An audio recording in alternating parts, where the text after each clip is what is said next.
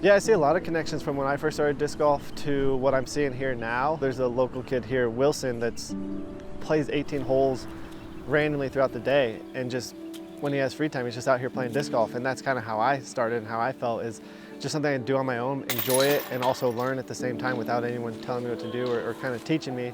It's just incredible to see that they're catching on real quick, and they're just enjoying it. They're just enjoying seeing the flight, just something new, and hopefully something that sticks with a lot of them. Hi, my name is Chris. I'm from Savannah, Georgia originally, and I came to Guatemala a little over 10 years ago, starting out with doing motorcycle tours, and now I've kind of adapted into adventure tours in general. One of the unique things about the area that we're in is we're surrounded by volcanoes. Guatemala has 37 volcanoes, 3 are active, and so when you're playing this course, you're gonna have a view of 4 different volcanoes at once. So around us we have Volcán de Pacaya. We're at the base of Volcán de Agua. The course is actually on Volcán de Agua, which is a dormant volcano.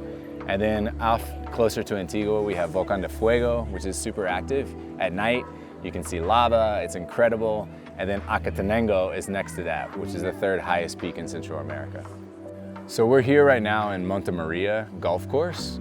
This is a golf course that was built about 20 years ago. Not a lot of people play here, but during the pandemic, my buddy Mike and I started coming up here, and we thought, you know, hey, maybe this is somewhere where we could actually throw our disc golf discs. There's not a lot of open green space here. And so that's how we started thinking about the idea to play here. We started with just an object course, you know, just choosing trees and going there, and then eventually decided to build a basket, our little DIY basket, affectionately called the trash basket. It's literally a trash can lid with a bicycle rim and a jumble of chains. We had to move it though from each hole to each hole as we played. As we went through that, that was kind of the impetus of trying to make this a more real course. Our idea was, you know, as we saw disc golf growing in the States so much, we thought that if we could start a GoFundMe and get connected to the disc golf world, that we would get some support. And as we were building that GoFundMe, I heard about the Paul McBeth Foundation on the UltiWorld podcast, actually. And I was like, oh, I'll reach out. And so I reached out, and Dustin got back to me really quickly. And so they were super enthusiastic about getting involved, that we already had the land ready. We had the course design ready. So we were kind of ready to hit the ground running. We just needed resources. So one of the most important things for us when we got involved with the owners here at the golf course was to keep this as accessible as possible, especially for children and locals. So we worked with the owners of the course to keep the course free for local kids and their parents, and then as accessible as possible for the rest of the locals or tourists that are going to come play the course. Over the last few days, seeing the kids here and even the Paul McBeth crew enjoying the course has been such a great feeling, like a sense of pride that we, Mike and I and the rest of our local crew, have been able to create something that people are going to enjoy. And it's going to last, you know, like this course will be here hopefully for the next 50 years. That's just fun to think about, that we're going to have some kind of impact that's going to stay in the community. So here in the course, we're closest to a community called Santa Maria de Jesus. It's a Mayan indigenous village. And so the kids in that village, a lot of times what you're going to see is those kids are playing in the street. They're playing football out in the street, they're having to dodge cars, or if they're flying kites, they're in the street and it's getting tangled in the houses or the power lines, that kind of thing. So we're only 1.5 kilometers away from Santa Maria, but most of these kids have never come to this place. And so I think that's the idea here, is that we provide something for them where they get to be outside and enjoy nature and, you know, play some disc golf at the same time. Incluso los chicos que aún viviendo aquí son de muy escasos recursos y son muy trabajadores.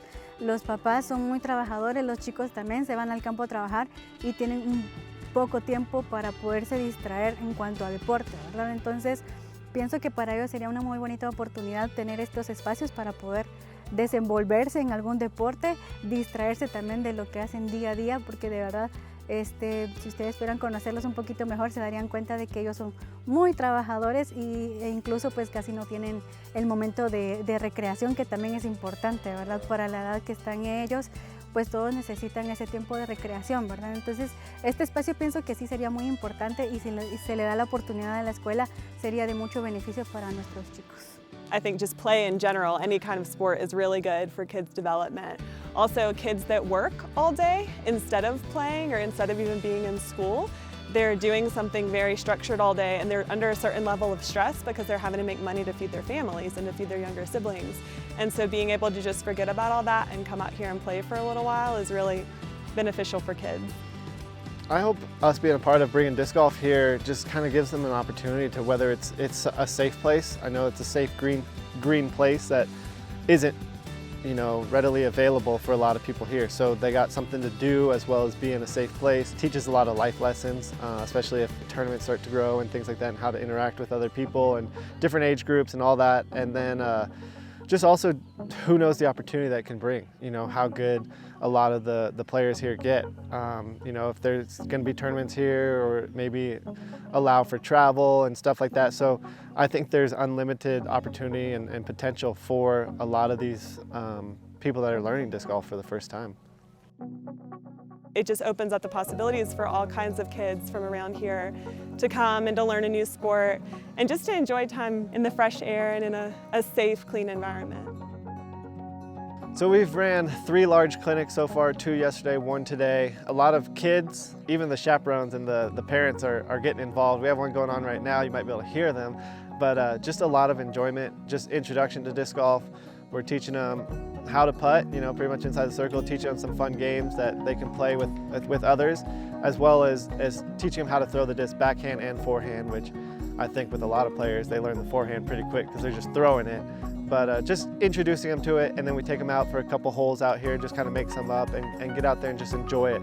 So from day one when we got involved up here in the course, the main caretaker here is Luis. He and his son Wilson is 11 years old. They've been helping us along the way, whether it was installing baskets, taking out branches, putting in tee pads. They've both been super enthusiastic. And Wilson especially, like whenever we play, he wants to join. So he's gotten out there, we've done our best to teach him, and he's already picking it up. He's becoming a little local pro here. And so Wilson is always wanting to tag along and join us when we're playing. So it's been just nice to share that with him personally on a one-to-one level. So of course we built this course because we want people to come out and play disc golf and enjoy it, but I'm already seeing with the kids that it's more than that. Like even Wilson, for example, he's already teaching some of his little brothers and little sisters how to play. And so just like little life skills that they're gonna pick up, communication, leadership, honesty, playing within the rules, those types of things. I think there's gonna be a great spillover with the skills that they're gonna learn here. ¿Te gustaría volver a jugar aquí? Sí, sí, porque la experiencia es muy emocionante. Sí. This is not about disc golf. This is not about growing the sport. This is not about talent searching or finding the next world champion. For me, it's how can we use disc golf as a vehicle to transform the lives of young teenage kids in impoverished communities. Like that's what this is about. And obviously, like the side effects is, yes, we do grow the sport, and that's great, and we get disc golf in more countries, but you know, we're just using that as like something that can propel them forward, to teach them the life lessons that we have all learned from it, and all the like amazing experiences that we have had and we have learned through this sport, and that's what it's about. So teaching a lot of these kids and just seeing the joy that they get when they throw the disc, and when they just throw that one good one that really hooks them, which I think we all know that moment we've had in disc golf, is that one throw where you're like, I want to go back and do that again.